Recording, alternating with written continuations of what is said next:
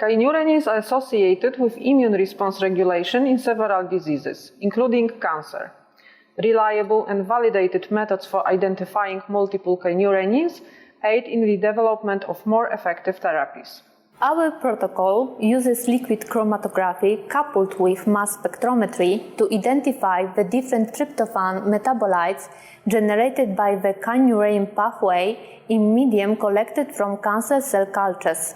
Unexperienced users may have some difficulty during the sample preparation or data acquisition and interpretation steps.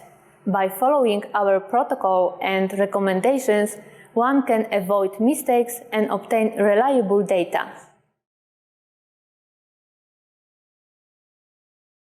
To prepare stock solutions of the reagents, weigh out 0.3 milligrams of each reagent in a vial to the highest accuracy, and dissolve each reagent in 300 microliters of the appropriate solvent to obtain 1 gram per liter stock solutions of each reagent.